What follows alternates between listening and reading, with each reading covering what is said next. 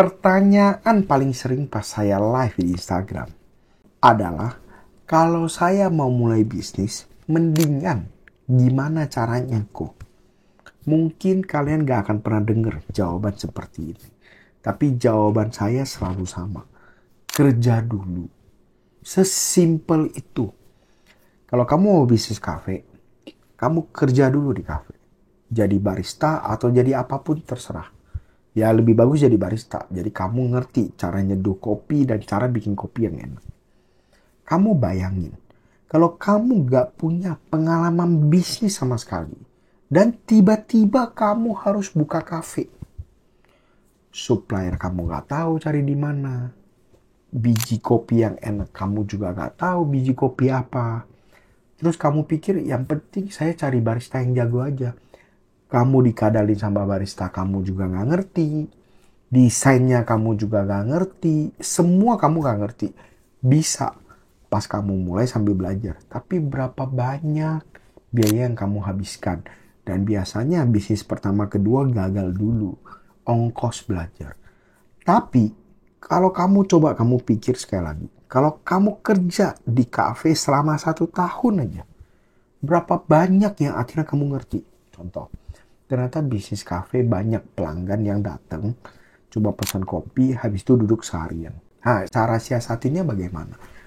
Kamu bisa belajar, teknik perusahaan saya, cara siasatin orang seperti itu bagaimana. Itu kan sebuah pelajaran yang berharga. Atau, kalau mesin kopi belinya sama siapa?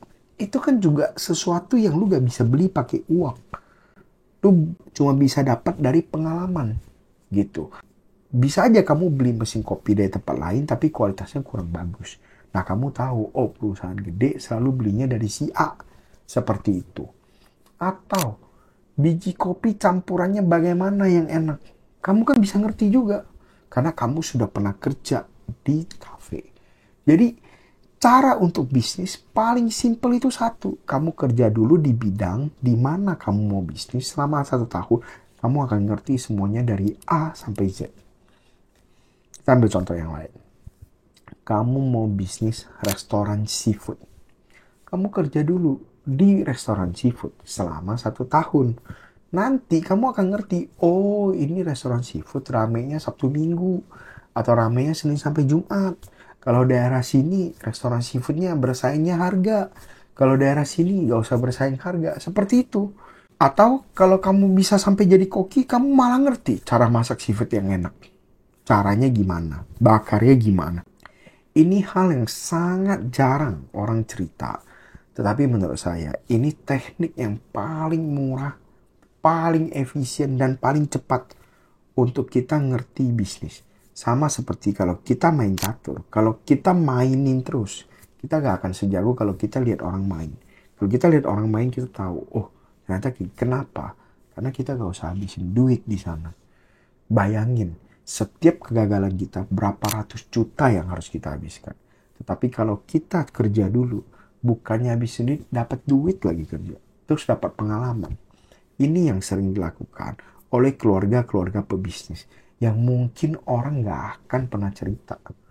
Karena teknik ini udah paling bagus. Tetapi tetap kita punya yang namanya etika. Jangan sampai kalau kita udah kerja sama bos kita baik sama kita buka bisnis serupa di samping dia, enggak. Kita buka di tempat lain. Kita belajar dari dia, terinspirasi dari dia, tapi buka tempat lain. Jadi sama-sama saling menghargai seperti itu. Nah, buat teman-teman yang pengen bisnis, kerja dulu. Jangan takut jadi karyawan. Karena karyawanlah yang ngerti gimana operasional sebuah perusahaan. Terima kasih. Buat kalian yang suka dengan konten ini, share ke teman-teman kalian.